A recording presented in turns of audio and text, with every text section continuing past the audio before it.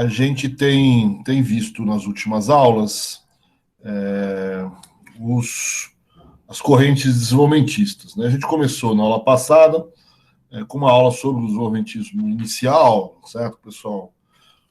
O Belchovskky se chama aí de o desenvolvimentismo do setor privado, e hoje eu queria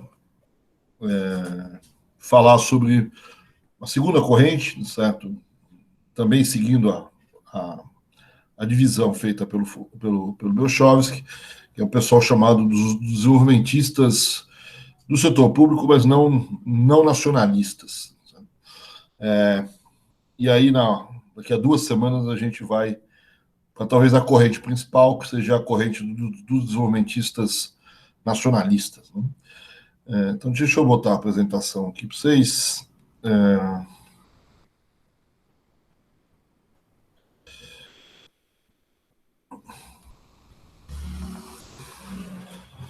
Então, é isso. A ideia de hoje é a gente conversar um pouco sobre o chamado desenvolvimentismo do setor público não nacionalista. Tem umas certas discussões, até que o Belchovskky, então, ele tem um capítulo que eu deixei para vocês lerem sobre essa corrente. Tem algumas discussões sobre se deveria existir essa corrente ou não, principalmente quando alguns autores, talvez, ao definir desenvolvimentismo, o desenvolvimentismo ele é necessariamente nacionalista, né? A gente disse isso nas primeiras aulas que a gente falou sobre desenvolvimentismo, né? Alguns autores associam o desenvolvimentismo com o nacionalismo junto, né? Então, para esses autores, talvez seja até um excesso você falar de um grupo de desenvolvimentistas não nacionalistas. Mas quando a gente vai ver, na verdade, enfim, toda a classificação é complicada, e aqui a gente tem talvez uma das maiores dificuldades de classificação, né?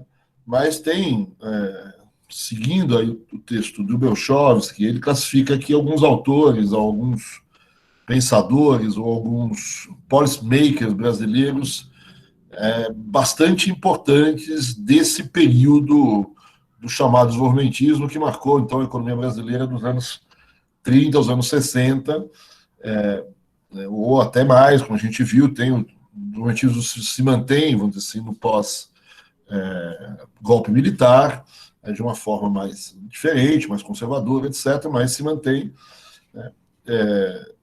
enfim.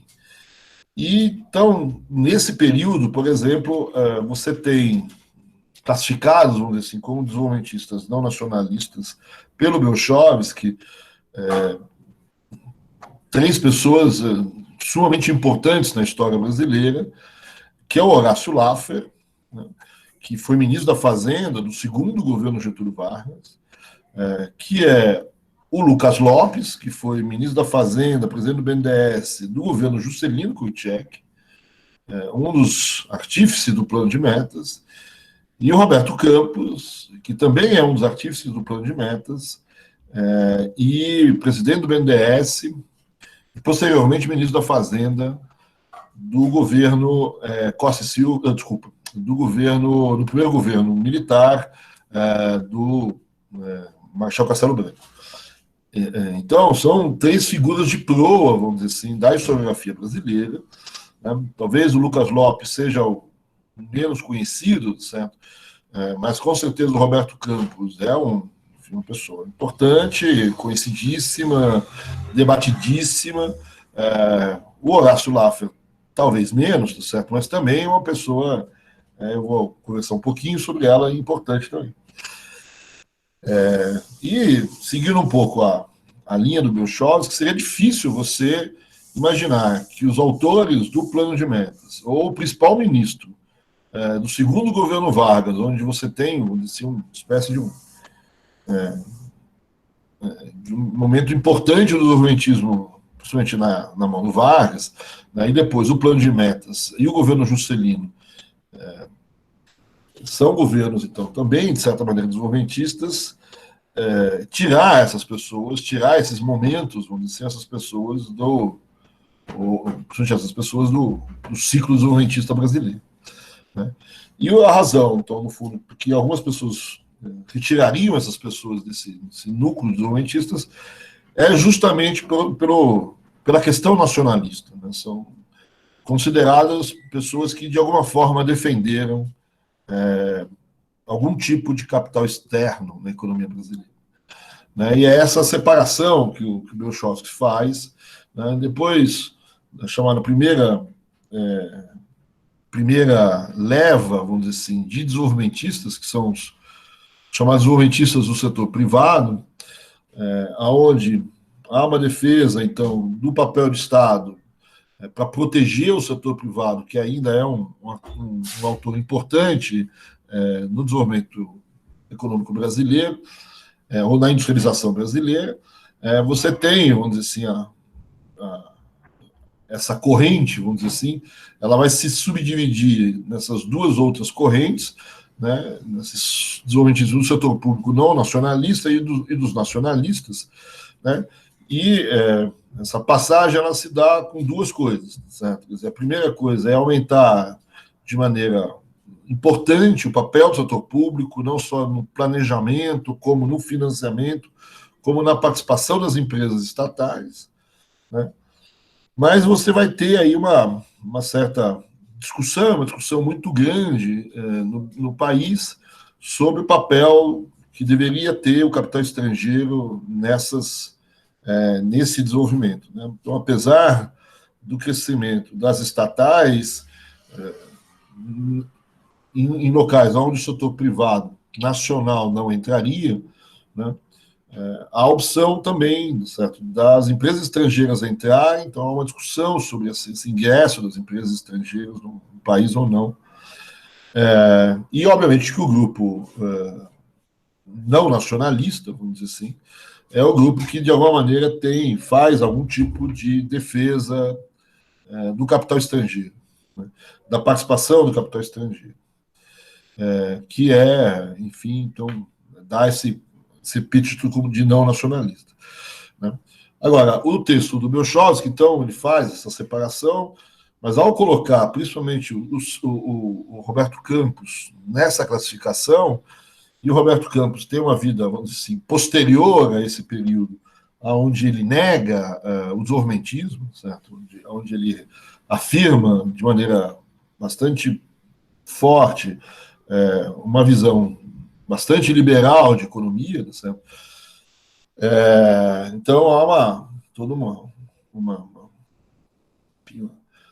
discussão, uma briga, uma discussão na literatura sobre essa classificação do Belshovsky, sobre essa corrente que o Belshovsky apresenta, enfim, né?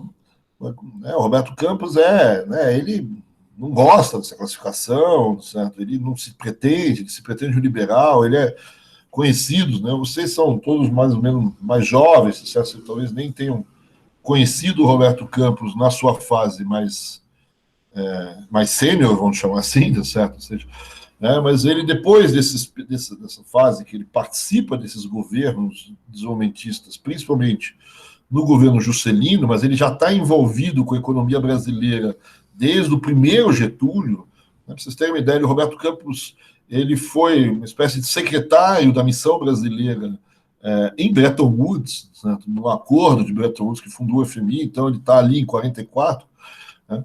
Então ele participa de toda essa trajetória, é ministro da Fazenda, do Planejamento do primeiro governo militar, né? Um dos autores do PAEG. Né? Depois disso, efetivamente, ele vai se afastando, ele acaba indo para Londres, ele vira embaixador em Londres, e ele só volta ao Brasil na reabertura política brasileira, depois enfim. E ele vem para cá, se candidata a senador, a deputado, pelo Mato Grosso do Sul, enfim, depois pelo Rio de Janeiro, e nesse momento aí ele profere todo o seu liberalismo nessa volta. Né? Então, muita gente hoje conhece o Roberto Campos dessa fase, até porque ele era uma pessoa bastante... falava bastante, estava em todas a mídia, enfim, publicava, e era uma pessoa atuante. etc. Né? E muito defensor dessas visões mais liberais, ou pelo menos falava delas com muita força. Então, é uma discussão grande sobre essa classificação. Agora, eu estou falando sobre isso, mas eu vou deixar o tema Roberto Campos para a próxima aula. Né? Ver um pouco essas questões sobre Roberto Campos enquanto desenvolvimentista nesse período. Mas isso, só estou chamando a atenção que essa classificação feita pelo Belshovsky provoca um pouco de reações, né? E a própria ideia de um desenvolvimentismo não nacionalista também causou um certo frio na espinha para algumas pessoas. Né? De qualquer maneira, então, vou concordar, de certa forma, com o Belshovsky, certo? Que você tem uma corrente de pensamento que defende a industrialização e defende o papel do Estado, ou seja, que o Estado seja um elemento-chave na condução desse processo de industrialização, seja via planejamento, seja via políticas de crédito, fiscais, monetárias, etc. Certo? Seja via empresas estatais, ou seja via sistema financeiro, etc. Enfim, todas as vias, existe uma corrente que defende essa industrialização pelas mãos do setor público e que tem uma visão mais aberta, vamos chamar assim, ao capital externo, que é um pouco essa chamada corrente não nacionalista. Né? Então, esse desenvolvimento não nacionalista, dentro dessas correntes desenvolvimentistas, né, ele é uma corrente que, de alguma forma, defende a participação do capital estrangeiro no processo de desenvolvimento da economia nacional. Se vocês fizeram o curso de FEB, ou até mesmo de brasileira, né, com certeza, de alguma forma, vocês abordaram, de FEB 2, né, aqui, principalmente, como você tem, então, uma defesa, vamos dizer assim, uma defesa não, uma discussão muito forte, um debate muito pesado em torno do papel do capital estrangeiro. Então, você tem várias discussões em vários momentos, de várias formas. Né? De um lado, uma que é muito clássica, é a discussão sobre remessa de lucro, né, sobre as leis de remessa de lucro. Essa é uma discussão eterna, certo? Tempo vai e volta. E essa discussão sobre remessa de lucro está ligada à regulação do sistema financeiro não, do capital estrangeiro no país, né? Então, quanto pode remeter lucro, né? O que é o capital estrangeiro aplicado, né? Então tem tem um volume grande, por exemplo, de instruções da SUNOC, a gente citou na aula sobre o Gudan, a chamada instrução 70, da 113 da SUNOC, que ela não privilegia exatamente o capital estrangeiro na letra da lei, certo? Mas na prática ela acaba privilegiando as empresas multinacionais. Então, várias regulações, vamos dizer assim, cambiais, tributárias, financeiras, têm a ver com esse papel do capital estrangeiro. E muitas discussões também setoriais, né? Então, a famosa discussão sobre petróleo, né? A discussão do petróleo tem duas discussões, tem a discussão nacionalista sobre o petróleo, né? E a discussão estatista sobre o petróleo, né? E as duas discussões vão se juntar, né? Então, você poderia ter uma exploração do petróleo não estatal, privada, certo? Quer dizer, e você podia ter uma regulação não estatal, privada, nacional ou aberta ao capital estrangeiro. Né? Então, enfim, então você tem aí não só o setor de petróleo, como todos os setores econômicos brasileiros, né, poderiam ou podem até hoje ser alvo de regulações sobre participação do capital estrangeiro. Você tem ainda hoje vários setores onde há limites sobre a participação do capital estrangeiro. Se eu não me engano, a gente ainda tem limitações no setor educativo, no setor de comunicações, se eu não me engano, também ainda tem restrições, né? Enfim, O setor de aviação, antigamente tinha restrições, acho que agora está caindo, acho que não sei se ainda tem. Enfim, né? E no passado essas restrições também sempre existiram, principalmente na área de mineração, na área de extração mineral, né, na área de infraestrutura, né? Então tem sempre uma discussão sobre a permissão ou não do capital estrangeiro participar em certos setores e sobre não só a permissão do capital estrangeiro entrar, ou até quanto, né, o capital estrangeiro pode participar, né? Tem um limite de 20% do capital da empresa, 30%, enfim.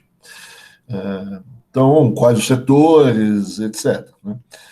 Então, até que ponto você poderia fazer, por exemplo, uma concessão pública de energia a uma empresa estrangeira? Tinha que ser uma nacional, se a nacional podia ter até tantos por cento de participação do capital estrangeiro, etc. E depois, né, como eu disse, as remessas de lucro, etc. Então, você tem aí, sempre teve uma discussão complicada em torno do capital estrangeiro no Brasil.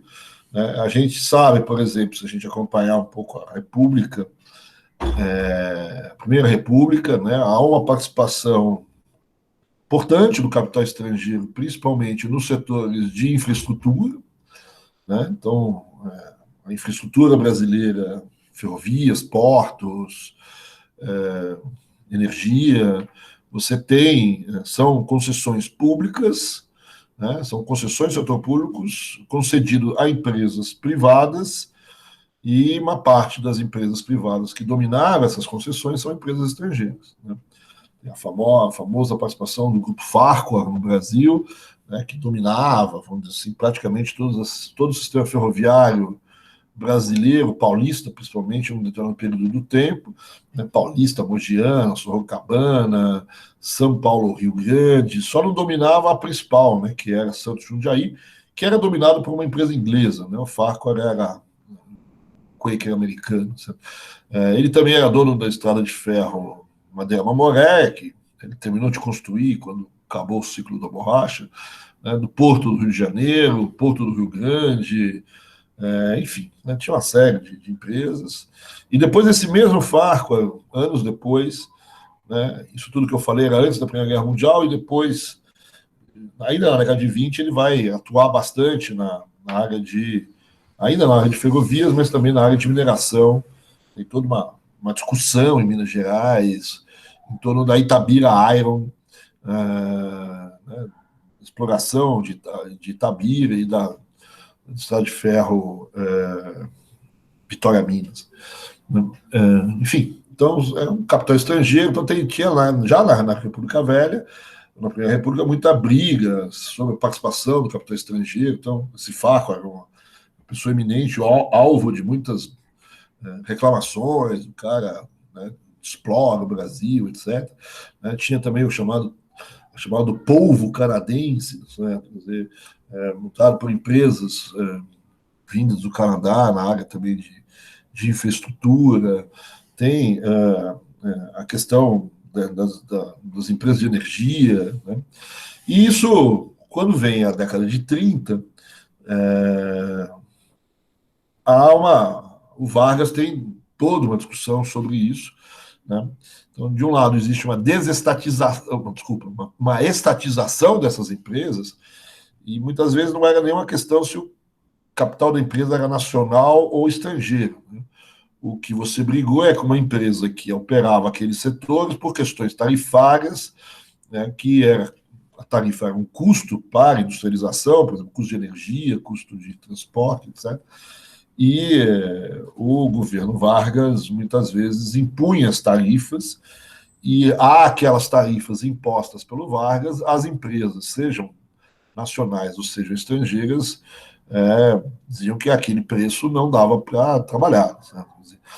No período anterior, existia até garantias de lucro para essas empresas trabalharem, e essas garantias vão sendo minadas, e a imposição, talvez, de tarifas baixas, né, que não davam a lucratividade necessária, e muitas dessas empresas acabaram saindo ou sendo forçadas a sair do setor.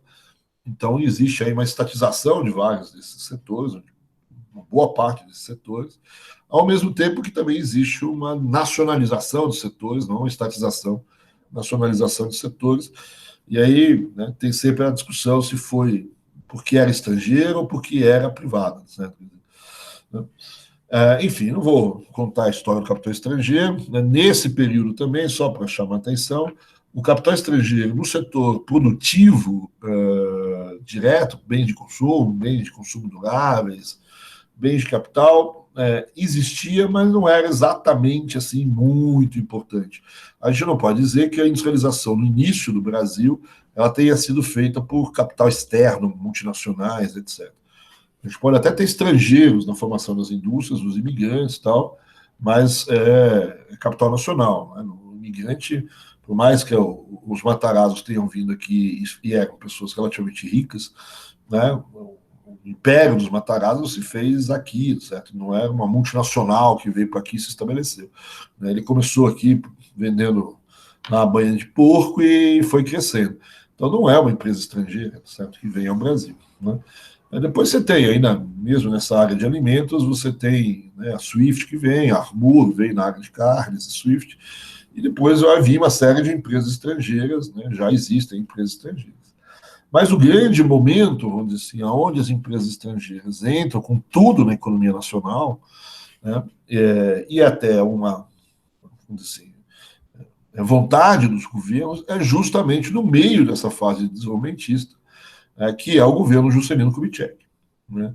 Então, o governo Juscelino Kubitschek tem um marco, vamos dizer assim, né? É um desenvolvimentismo, algumas pessoas chamam de entreguista, né? Quer dizer, outras pessoas vão chamar de um desenvolvimentismo associado, né? Ou seja, associado ao capital estrangeiro. Né? Então, é um desenvolvimentismo diferente, né? Um desenvolvimentismo não nacionalista, né?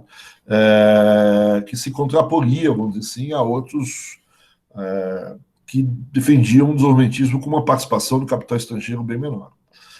Então, e aqui a participação do capital estrangeiro do Juscelino, né, é com as multinacionais mesmo, né? Vem lá 4 empresas multinacionais para a indústria automotiva, vem outras empresas em outros setores, enfim, são as multinacionais vindo. Né? Então, e há uma discussão, uma briga, e já havia brigas anteriores, principalmente no governo Getúlio, no governo Dutra, sobre formato, até onde participavam dessa regulação do capital estrangeiro. Então, esses desenvolvimentistas não nacionalistas, de alguma maneira, eles são, de certa forma, defendiam algum tipo de presença do capital estrangeiro mais importante, mais forte. Né? Eu posso até dizer que os desenvolvimentistas nacionalistas não eram necessariamente contrários ao capital estrangeiro, mas faziam um tal grau de regulação, certo? Que é praticamente impeditivo.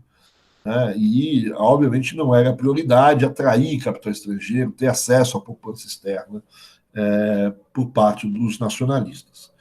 Né? E os não nacionalistas, então, defendem a presença do capital estrangeiro, defende a necessidade de você se valer da poupança externa no processo de industrialização.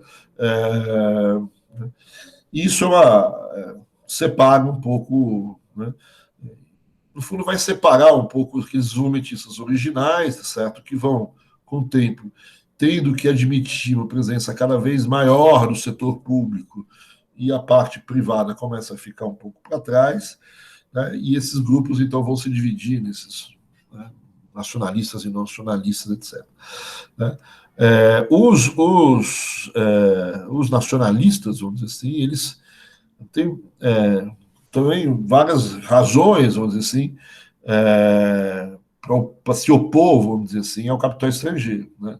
Tem desde a oposição mais radical, que é muito clara, por exemplo, nos grupos mais socialistas, de esquerda, etc., né? Que vê o capital estrangeiro como sinônimo do capital imperialista, né? Que deve ser impedido, etc., mais radical, né? Até outros setores que né, que imagina, vamos dizer assim, que você deva impedir a participação do capital estrangeiro em certos setores, que são setores estratégicos, limitar a remessa de lucros ou o envio de recursos, né? E se evitar setores também, por exemplo, na própria discussão lá que eu chamei a atenção da Itabiraia já na década de 20, e é uma discussão que vai se repetir, por exemplo, na participação do capital estrangeiro na criação da CSN, da Vale, dessas empresas, né? Não, então tem um grupo que acha que esses setores, por exemplo, mineração, siderurgia, se deve impedir diretamente ao setor estratégico, tem ligações com setores, inclusive, militares, então você deve evitar o capital estrangeiro nessa área, para não perder controle sobre esses setores. E outras pessoas vão dizer, olha, também devemos evitar que o capital estrangeiro trabalhe nesses setores, né? Não tanto por questões estratégicas ou militares, certo? Mas por questões de que você, por exemplo, poderia ter um problema de perda de adição de valor nesse setor. Então, por exemplo, o que você está brigando você não é necessariamente contra que o capital estrangeiro explore o minério de uma determinada região mineira, certo? Quer dizer, mas você é contra que o capital estrangeiro, certo, em havendo possibilidade de agregar valor a esse minério, ou seja, você industrializar esse minério, transformar esse minério de ferro, sei lá, em chapa, em produto metalúrgico, tá certo? Né, na siderurgia, fazer aço, fazer, enfim, chapa de. Você. O teu objetivo é evitar que o capital estrangeiro participe desse setor, porque normalmente o capital estrangeiro ele retira esse minério e joga para fora. Essa é uma das brigas, por exemplo, em Minas Gerais, quando você quer evitar, por exemplo, o estabelecimento da Itabira Iron, né? Você impõe uma regra de que você tem que, né, levar esse minério de ferro para ser processado dentro do Brasil, né, para permitir, vamos dizer assim, que o Brasil tenha uma produção de aço e de ferro relativamente a custos baratos e internamente não tenha que importar isso. Né? Então, o que as pessoas reclamam muitas vezes é que com o capital estrangeiro nesses setores, você exporta o produto in natura, vamos dizer assim, e reimporta esse produto da matriz dessa mesma empresa que está aqui processado. Né? Então, essa é uma discussão grande, por exemplo, na área de mineração, que não é de limitar a remessa de lucro, mas de limitar a remessa do próprio recurso para fora, para depois ter que reimportar os produtos com adição de valor sobre esses próprios produtos que você exportou. Então, essa é uma discussão clássica, vamos dizer assim, em relação ao capital estrangeiro. Né? Então, você tem muito dos chamados nacionalistas que apontam esse problema para limitar o capital estrangeiro, né? Ou seja, tem uma espécie de reserva de matérias-primas para o país, né? Garantir a matéria-prima dentro do país para a adição de valor. Né? Outros estão preocupados efetivamente com o problema do balanço de pagamentos. Né? Entra dinheiro, depois vai ter que sair na forma de pagamentos de dividendo, de remessas de lucro, etc. E outras pessoas, na verdade, não são contra o capital estrangeiro, certo? Eles são contra os grandes favorecimentos que, segundo eles, você dá ao capital estrangeiro. Né? Então, muita gente fala, não, o capital estrangeiro não tem nada contra ele. O problema é o que o governo faz para atrair esse capital estrangeiro. Né? Ele faz concessões em demasias, certo? Quer dizer, se você concedesse exatamente o que você concede ao capital nacional, esse capital estrangeiro também não viria. Né? Ou seja, não tem uma vantagem no capital estrangeiro. A vantagem é a que você deu, certo? É a que o governo deu. Né? Então, muitos dos contrários ao capital estrangeiro, na verdade, são mais contrários às condições extremamente vantajosas que você dá ao capital estrangeiro. Né? Então, isso marca muito os chamados nacionalistas, certo? Que vão, então, defender, vamos dizer assim, restrições mais fortes ao capital estrangeiro. Agora, tem uma coisa que eu acho que é importante a gente chamar a atenção nesses defensores do capital estrangeiro, é que eu tenho várias formas do capital estrangeiro entrar no Brasil. Né? E talvez tenha uma separação entre esses autores. Né? Quando eu pego, então, a fase, por exemplo, do Juscelino Kubitschek, que a gente chamou a atenção aqui, que tem, então, o Roberto Campos, que está o Lucas Lopes à frente do Ministério da Fazenda, o Roberto Campos no plano de metas no BNDES, né? Então, eles fazem políticas de atração do capital estrangeiro e de atração das multinacionais. Então, são empresas estrangeiras que vêm individualmente, aplicam capital aqui, e né, o governo atrai, né, tenta localizar um pouco essas empresas no Brasil, com incentivos, etc. Algumas pessoas criticam que esses incentivos são exagerados, mas, enfim, essas empresas vêm ao Brasil, né, e vão operar individualmente, são empresas privadas, operam individualmente, buscam lucro, remetem ou não o lucro, dependendo das regras, etc. Né? Então, essa é a forma clássica do capital estrangeiro, que é a forma talvez mais onde a reação é mais contrária, certo? Onde muita gente é contra, tal. Etc. Agora, tem uma forma, talvez intermediária, que se discutiu muito no Brasil, de participação do capital externo, né? Então, são pessoas, por exemplo, que defendem a participação do capital estrangeiro no Brasil, mas não das multinacionais. Né? Então, qual seria o formato? Isso, o próprio Roberto Simons já defendia isso, né? O Horácio Laffer é um cara que defende um capital externo principalmente assim, certo? Quer dizer, então, como é que funciona? Certo? Na verdade, o Brasil capta poupança externa, né? Então você não é contra captar recursos externos, né? E que esses recursos sejam aplicados produtivamente, né? Só que o que você faz? A ideia toda aqui é captar esses recursos, normalmente a captação é principalmente junto a órgãos como o Banco Mundial, como um lugar importante dos Estados Unidos é o Exim Bank, né? Uma espécie de banco de exportação e importação deles, que é muito usado para fomentar setores produtivos fora dos Estados Unidos, para que esses setores exportem aos Estados Unidos, né? Então é um banco de fomento a empresas, ao desenvolvimento de atividades fora dos Estados Unidos, mas que, obviamente, interessam os Estados Unidos.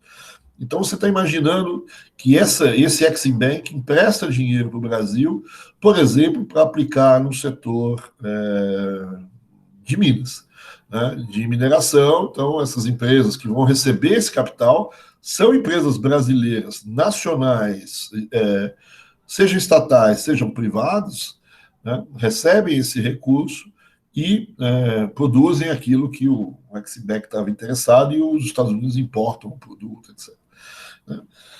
Então, note que esse sistema é um pouco diferente, né? Você pega o dinheiro lá de fora, capta a poupança, coloca ela aqui dentro, e aqui dentro o governo destina esse dinheiro para setores que ele tem interesse. Então, para setores industriais, que ele tem interesse, por exemplo, no desenvolvimento da siderurgia, ou da metalurgia brasileira, ou da indústria do petróleo, ou da indústria X.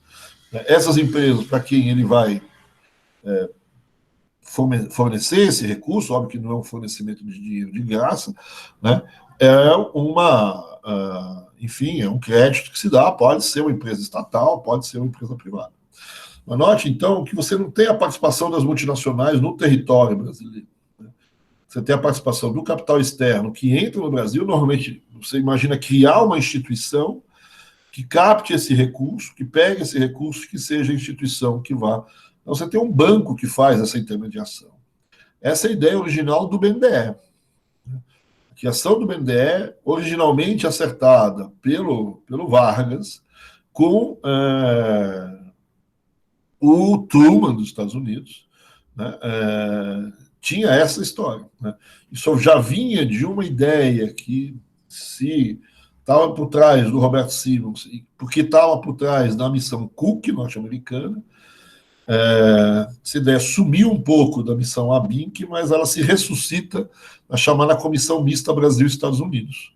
E a Comissão Mista Brasil-Estados Unidos, ela vem justamente, uma das intenções dela é criar um banco do tipo BNDES.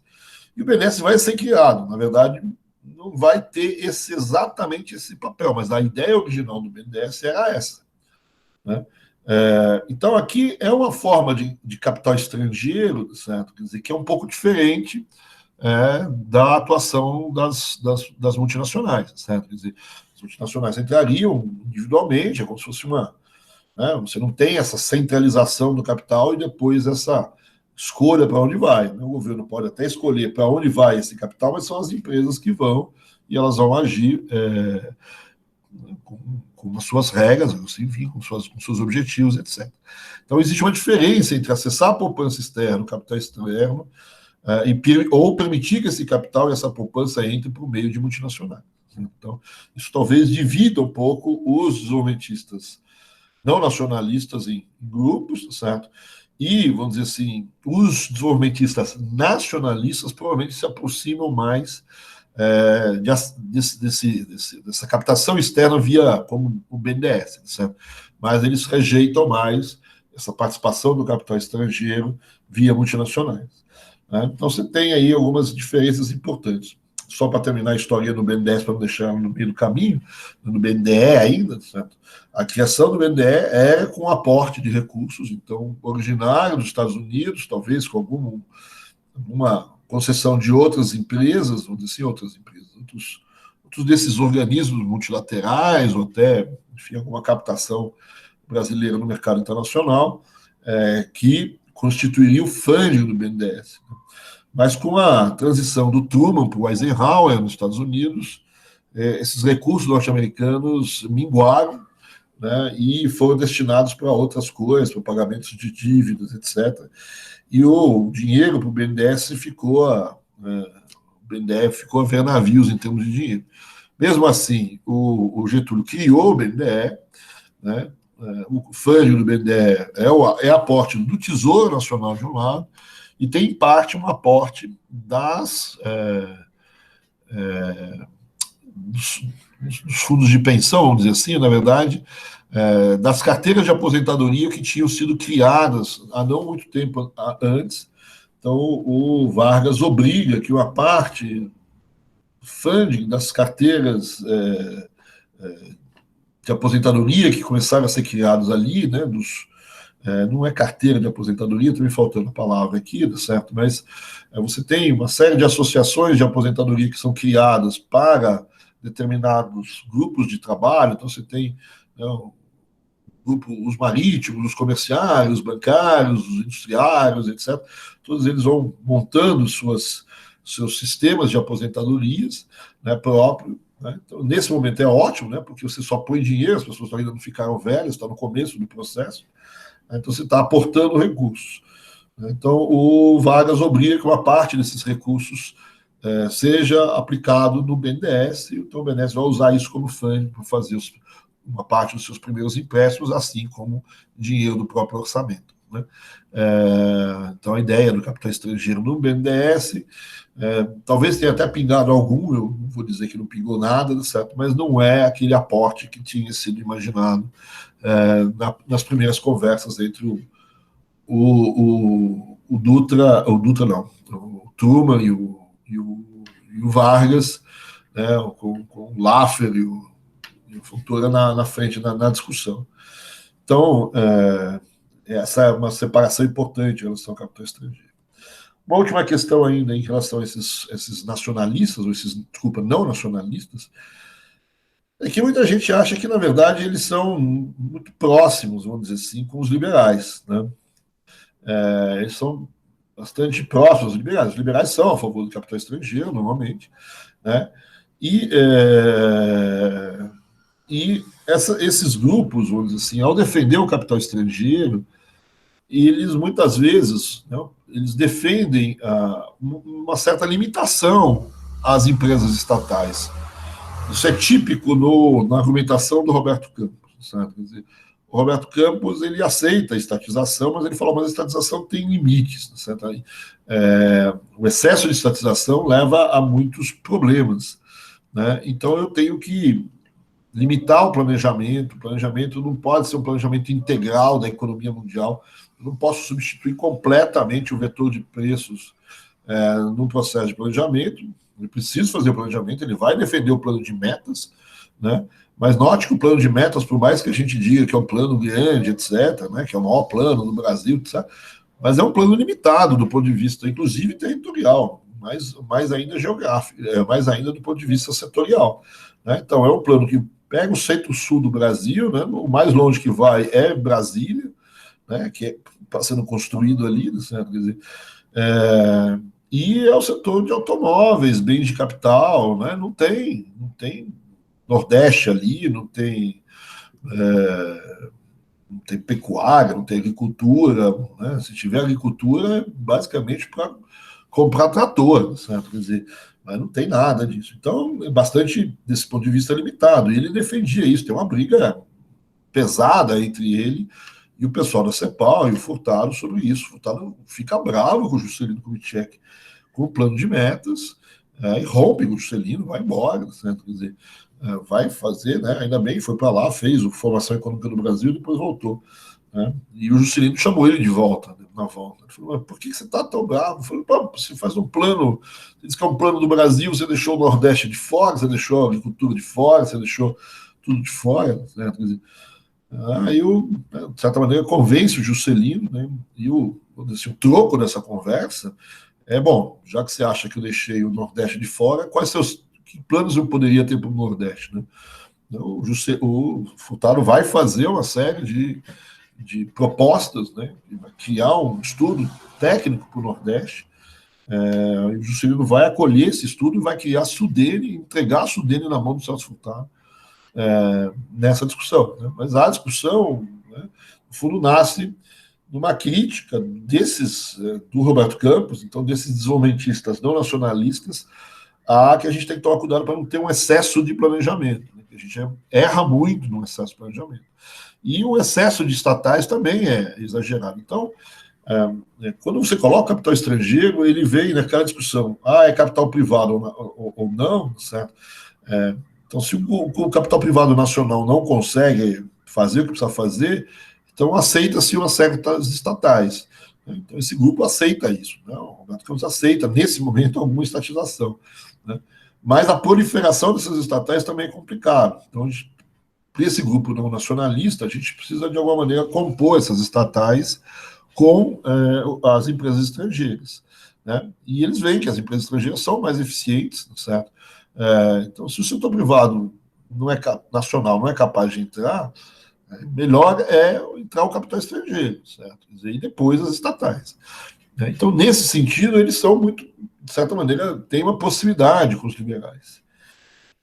E uma outra possibilidade com os liberais, de muitos desses autores, é que, para atrair esse capital estrangeiro, ou para que, por exemplo, o Exim Bank, o governo, o Banco Mundial, etc., empreste dinheiro para os países, né, você tem que ter cuidado com os equilíbrios fiscais, orçamentários, monetários, né, tomar cuidado com a inflação.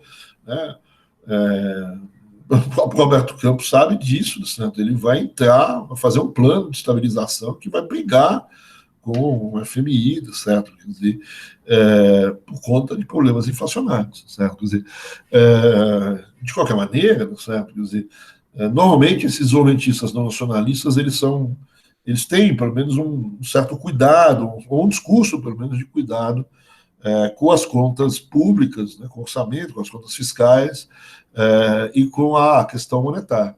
Né? Então, também é uma proximidade com os liberais. Agora, né, o que os afasta em relação aos liberais, certo, é que eles defendem o processo de industrialização e defendem um planejamento menor, a intervenção, etc. Né? Então, nesse sentido, vocês têm um afastamento com os liberais. Né? Então, esses desenvolvimentistas não nacionalistas, então, eles vão ganhar muita força, vamos dizer assim, a partir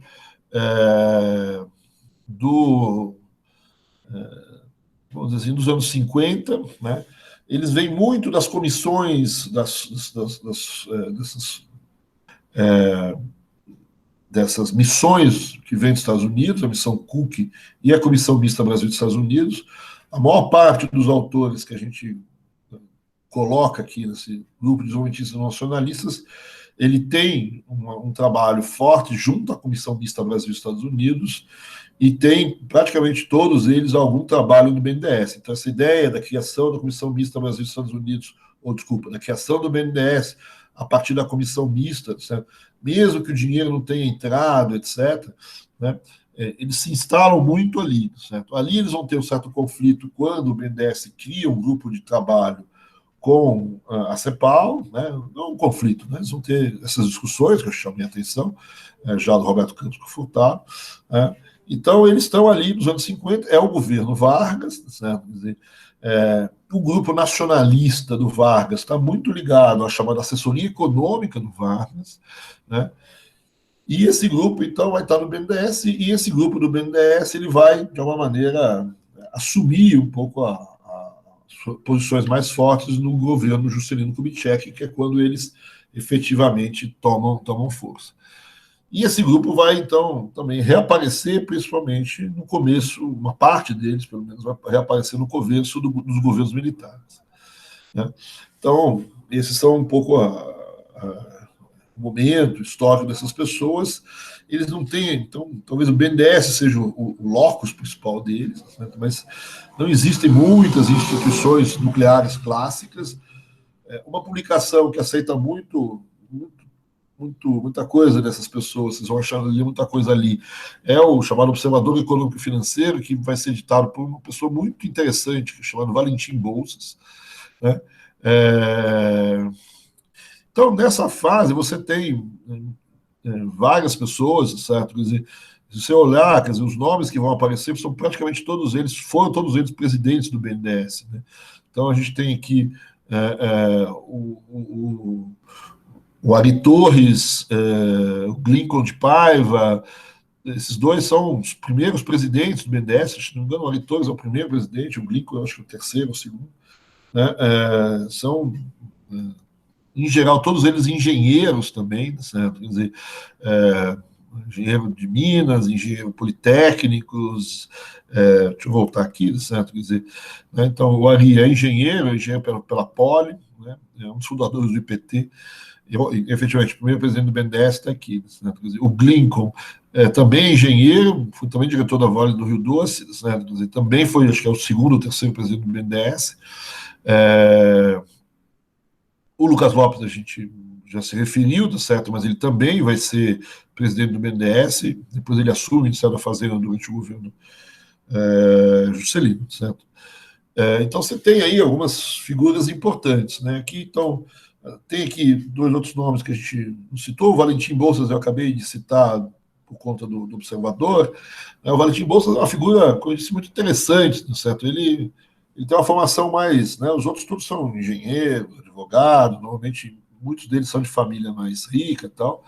O Valentim Bolsas é um cara que fez a Academia de Comércio, né? As aulas de comércio, talvez curso mais técnico, né? E começa como boy, depois faz o curso, vira contador, representante comercial, etc.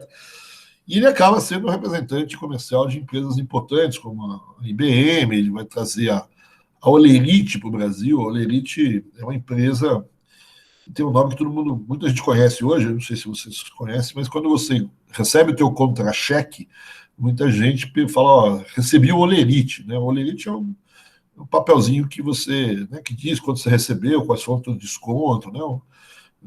A gente chama de olerite, né? Mas por quê? Porque no começo esse papel, esse contra-cheque, vamos dizer assim, esse papelzinho que está lá quanto você recebeu, quantas horas você trabalhou, né, os descontos e tal, e ele está ali, esse papel, né, esse contra-cheque era impresso num papelzinho, numa folha, certo? E a máquina que fazia essa impressão, era a máquina da Olerite, certo? Por isso que ficou o nome Olerite. Mas, enfim, né? Então ele foi diretor de várias empresas estrangeiras, normalmente esses caras são ligados a empresas estrangeiras, né? Mas o Valentim Bolsas é um cara que estudou economia por si, tá certo? Ele faz várias publicações, e ele teve também muito trabalho assim, no setor público, certo? Aquele trabalho meio de contador, certo? Mas é um contador que todo ministro da Fazenda dependia dele muito, certo? Quer dizer, ele sabia, né, os valores, toda a história da dívida externa brasileira, os relacionamentos com o governo federal com os estados, certo? Então ele é um cara que conhecia bem a máquina, os dados, as informações, né? Enfim, certo? Um cara que tinha muito saber, vamos dizer assim, menos teórico, talvez, certo? E mais da contabilidade do setor público, do que estava acontecendo, dos impactos. Oh, se você fizer isso, vai acontecer isso. Um cara que tinha muito conhecimento, vamos dizer assim, das contas públicas, essas coisas todas. Enfim. E é um cara, se eu não me engano, ele também teve em Bretton Woods, também, acho que como secretário, também junto com o Roberto Campos, não me lembro exatamente, mas enfim.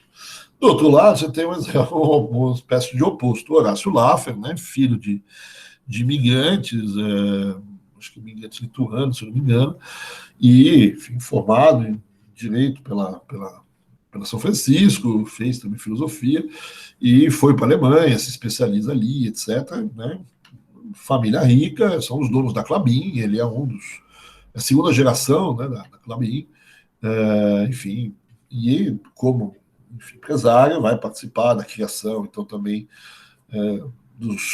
das confederações, o CNI, Fiesp, essas coisas todas.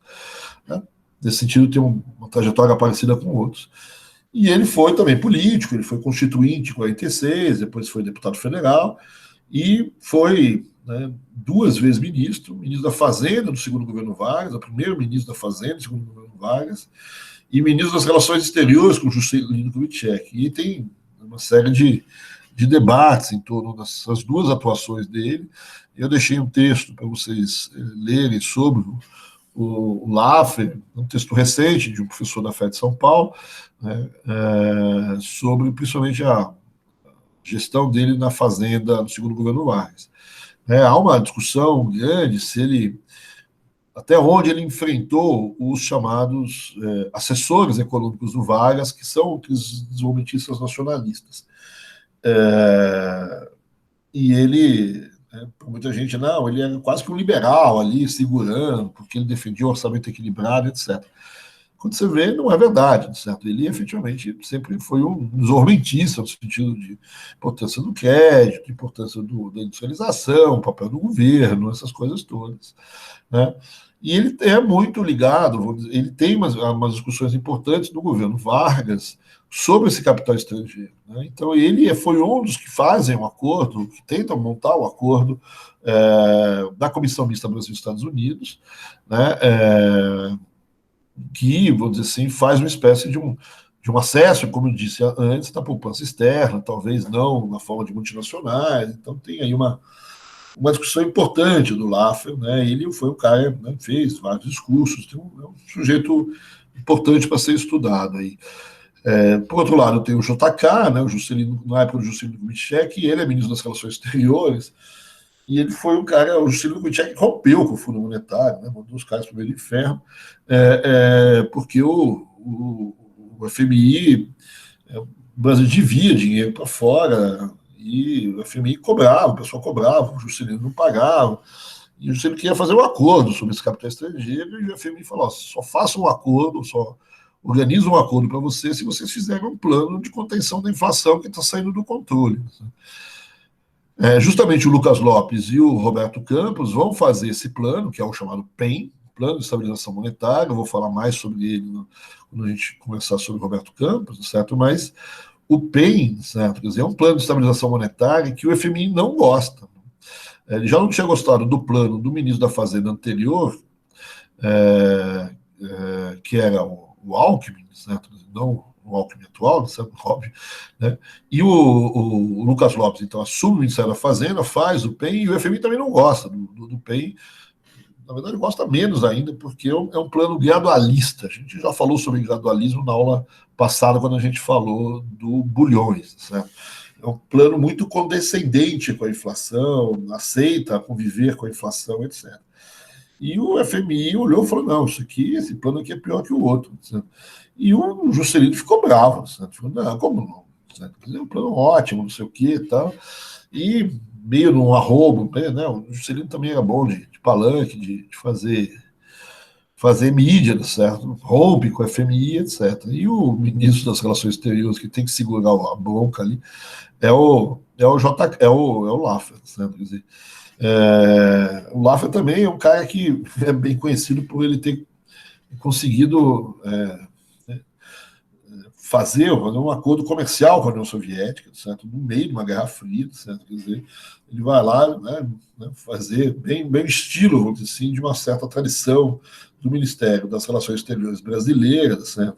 De ser um ministério bem pragmático, vamos dizer assim, e que leva a malinha para fazer negócio, certo? Quer dizer, então, a chamada terceira via das relações internacionais brasileiras. Ninguém sabe bem quem foi o pai, quem foi a mãe, todo mundo diz que foi, né? Todo mundo diz que começou com o Jânio, o Juscelino diz que não, que começou com ele, quando ele fez o acordo com a União Soviética, o Getúlio diz que é ele, depois os militares dizem que são eles. Então, o governo brasileiro procura manter uma certa equidistância, vamos dizer assim, dos Estados Unidos, né? Então ele apoia Cuba, faz uma série de elementos, né? O próprio Jânio Quadros, né? Condecora o Che Guevara e tal. O Juscelino apoiou Cuba, certo? Quer dizer, né, o Brasil faz um acordo com a União Soviética. Né? Então, essa busca de uma terceira via, de uma espécie de liderança dos países em terceiro mundo, tal, e buscar parcerias com o terceiro mundo, é uma tradição, dizer, que começa mais ou menos nesse período. Como eu disse, ninguém sabe muito bem quem é o dono dessa história, mas o Laffer é um dos candidatos a ser pai, ou padrasto, ou mãe, ou avó dessa história, certo? Justamente por conta dessa aproximação, inclusive comercial com a União Soviética. Enfim, depois ele enfim, tem uma trajetória, não vou, porque senão a gente vai até amanhã aqui comentando. E além, então, desses vários outros, certo? Você tem talvez os principais elementos, os principais autores, vamos dizer assim, do governo Juscelino, né? O Lucas Lopes é uma figura também interessante, certo, de ser contada. Ele é muito, apesar de ser professor, ele é professor de geografia da Universidade, acho que Federal de Minas, geografia econômica. Ele é engenheiro de formação, trabalhou muito nas fábricas. Acho que os primeiros empregos dele, acho que na área de estrada de ferro, de viação, etc. Ele foi secretário em Minas Gerais várias vezes. Então tem uma ligação um pouco com o setor privado, mas bastante, né, tem uma certa ligação acadêmica. Como eu disse, ele é professor da Federal na área de geografia econômica, e tem um início de carreira grande, vamos dizer assim, em Minas Gerais, nessa área de planejamento viário, de planejamento de eletricidade, né? O Juscelino, você sabe, ele foi ministro, ele foi governador de Minas Gerais, foi prefeito de Belo Horizonte, faz a nova Belo Horizonte, toda a área ali da Pampulha, e como governador também, um cara que compôs muito bem com Getúlio nessa parte de desenvolvimento. Ele puxou Minas Gerais, e o Lucas Lopes era um dos homens chaves do Juscelino já em Minas, principalmente nessa área de eletrificação, de infraestrutura. Então, é um cara que operou muito bem nessa parte, e quando o Juscelino vai para o governo federal, o Lucas Lopes vai junto, certo? Quer dizer, e vai no começo para o BNDES. Vai trabalhar no BNDES, vai ser o presidente do BNDES. O Roberto Campos, nesse período que o Lucas Lopes é o presidente, ele é o secretário-geral, economista-chefe no BNDES, e ali eles montam o plano de metas. Então, o Lucas Lopes talvez seja um dos principais artífices do plano de metas, e, vamos dizer assim, a partir do BNDES, o plano de metas é tocado. Com a queda, então, do Alckmin, José Maria Alckmin, do Ministério da Fazenda, o Lucas Lopes acaba assumindo o Ministério da Fazenda durante a gestão de Juscelino Kubitschek, e o Roberto Campos assume, então, a presidência do BNDES. E eles continuam tocando ali o plano de metas, agora com uma incumbência também de fazer um plano de estabilização monetária. Esse é o PEM, né, que eles também estabelecem. Então, esse é o auge aí do Lucas Lopes nesse período, né? Depois do fim do governo Juscelino, certo? Tem a confusão toda do Jânio Quadros, aquele período todo. Ele vai, se não me engano, para o Rio de Janeiro, e vai ser talvez um dos maiores consultores econômicos do Brasil. Ele monta uma empresa importante de consultoria, enfim, não me lembro o nome da consultoria, mas é uma consultoria grande. O Roberto Campos chega a ser, inclusive, algumas vezes contratado, o Simonsen, agora já o Mário Henrique Simonsen, certo? É um dos primeiros também contratados dessa empresa, e ele faz uma série de planos, etc. Tem aí uma história de bastidor, certo? Quer dizer, que, enfim, eu não devia nem estar gravando isso, certo? Quer dizer, mas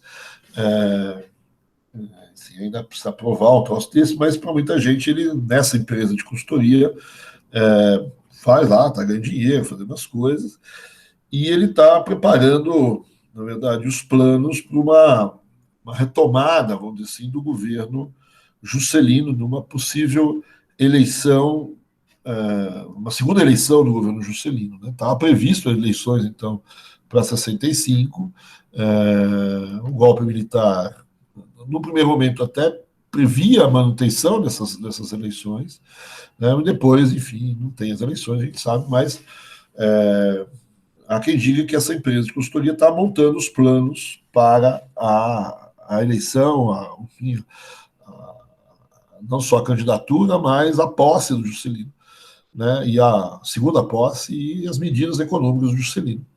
Porque nesse período é um período onde você está debatendo muito reformas institucionais, né? Reformas do Brasil, etc. Então, parte dos planos de reformulação tributária, a própria criação do Banco Central, etc., muitas coisas estão ali sendo desenvolvidas nessa empresa do Lucas Lopes, que, enfim, continuou aí depois ganhando dinheiro nessa empresa. Né? Para terminar a historinha, né, ela está incompleta ainda, né, tem a parte mais complicada da nossa historinha, certo? Quer dizer que eu também não tenho nada para provar. Por isso, se alguém disser que eu disse, eu nego, mesmo com o vídeo.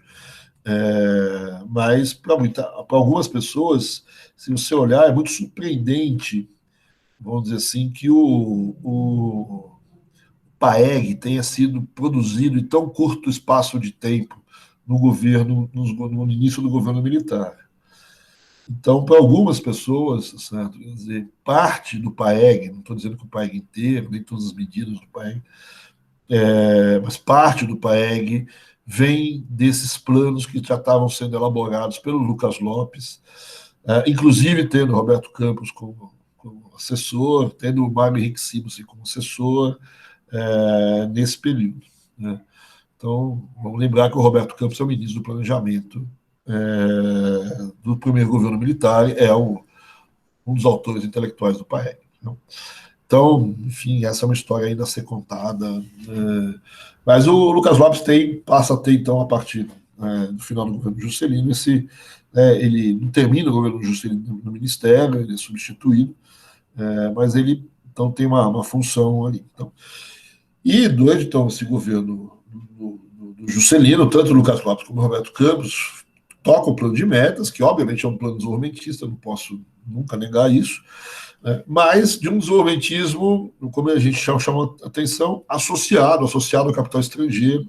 Né? É o momento chave da entrada, né, de todas não, mas de todas, de todas não, mas de uma grande parte do capital estrangeiro nacional, do capital estrangeiro no território nacional, nesse período. Então, o que muda o formato da entrada do capital estrangeiro, não que ele já não tivesse entrado na forma de multinacionais, né, mas na ideia desenvolvimentista, né, a associação com o capital estrangeiro se fazia, no primeiro momento, naquela forma de um capital que entra via BNDES e que se distribui. Aqui o BNDES continua funcionando, certo? Mas tem uma nova forma do ingresso do capital estrangeiro, que é incentivada pelo governo Juscelino, que é defendida por esses autores, certo? Que são uma entrada direta das multinacionais de maneira muito maior. E o grande exemplo é a indústria automobilística, onde elas tomam conta, apesar de ter uma ou outra empresa nacional ainda tentando resistir lá dentro, certo? São as empresas estrangeiras que vão dominar o mercado, né, de automóveis. E você tem aí outros setores, né, indústria mecânica, que vai também ter empresas estrangeiras entrando, etc.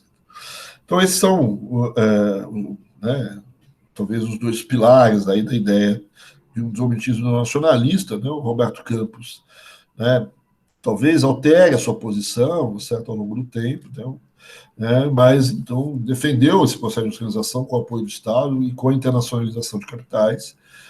Né, e essa defesa foi talvez o pensamento mais próximo daquilo que de fato aconteceu desde o governo Juscelino, passando por todos os militares. Né, eu digo que o Roberto Campos, né, o Celso Furtado talvez seja o intelectual mais importante, etc., mas o Roberto Campos é um cara que teve à frente em momentos chaves da economia. Ele teve, como eu disse, em Bretton Woods, né, ele teve aqui com Juscelino, ele teve no governo dos governos militares, enfim, ele... Né, mas aí vamos deixar para amanhã um pouco ver a biografia dele, ver um pouco as coisas dele, vamos deixar para amanhã não, para a semana que vem. Certo? Então, só para a gente resumir aqui um pouco, certo? Então, usando esses famosos quadrinhos aí do Belshovsky, esse setor público não nacionalista está principalmente ligado à Comissão Mista Brasil e Estados Unidos, ao BNDES, temos alguns nomes ali, né? Eles publicam aqui não está, aquele observatório do observador, do Bolsas, tá? Mas eles têm artigos, né? O Roberto Campos tem artigos na Revista Brasileira de Economia, enfim, em outras revistas.